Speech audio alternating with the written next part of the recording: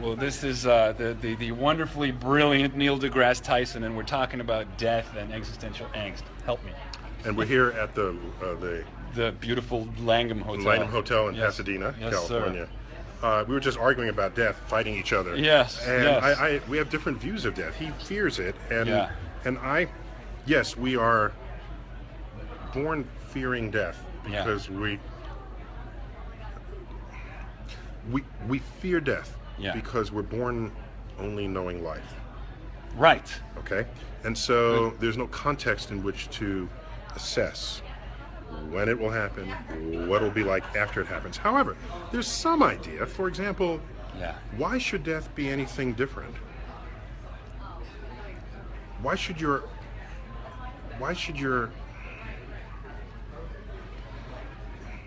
Well, why should the absence of life after death be anything different than the absence of life before you're born?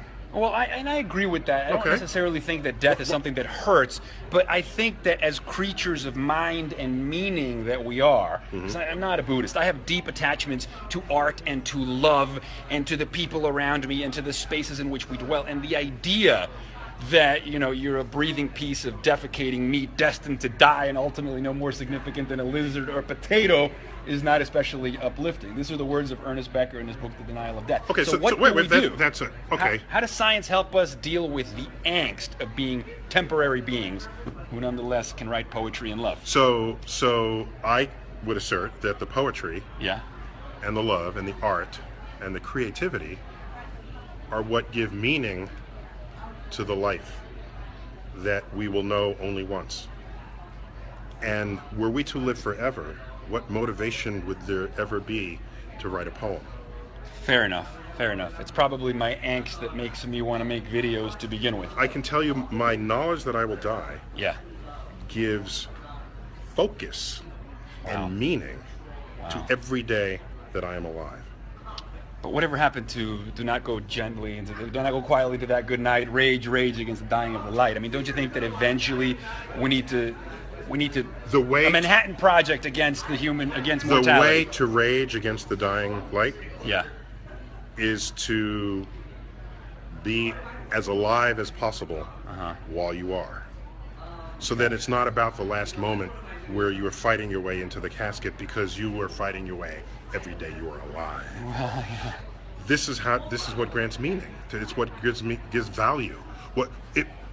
When you give flowers to someone, Yeah. I assume you've done this before, why not give them plastic flowers? They'll last longer, but you don't. You give them real flowers because you know the real flower will die. So that the measure of the value of that gift is manifest in its temporality. And I think that there's something really poetic, and it's also a form of deathist rationalization to say that. My very good friend. Perhaps, I grant that, but it doesn't Ray make it less true. Doesn't make it less Fair true. enough, fair enough. But Ray Kurzweil was asked this question because he's the head of engineering of Google. I finally met him. Oh, Yes. did you guys talk about the singularity? Because I feel so bad talking about people's work until I get to talk to Right. them. Okay. So I talked to Ray Kurzweil about everything. Well, he Yeah. says it's not death that gives meaning to life, but life that gives meaning to life. And what we do with life, like creating knowledge, like creating art, like extending our hands towards one another. And I don't know, I fantasize about engineering a utopia beyond time. Okay, so Engineering our own godhood. okay, so I don't want to get semantic on No. how he is thinking about life versus death, but I Okay. can say Yeah. that yes, of course, life gives meaning to life. Yeah. But the fact that you know you're going to die Yeah. focuses that meaning that you give to life. And Yeah. if you knew you were never going to die, then what's your hurry? In anything. Oh, I'll look for the job in a couple of weeks. I have a few more books to read. I don't know.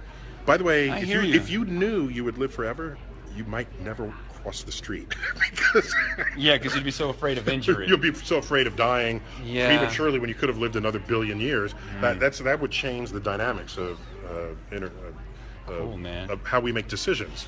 Well, you know what, And the risks that we take. So all I'm saying is, Yes. I want to make sure. My personal philosophy is Yeah. that of Horace Mann. Horace Mann. Horace Mann. Horace Mann. Horace Mann. He was an educator Beautiful. from a century ago. Okay. And there's a quote Yeah. attributed to him Yeah. where he says, And I want this on my epic. I want this on my tombstone. Ready? Be afraid to die until you have scored some victory for humanity. That's beautiful. Be afraid to die until you've scored some victory for humanity. And so that should be the measures that we, the priorities, the valuation that we all bring to every day that we are alive. And there are people say, well, where can I find meaning?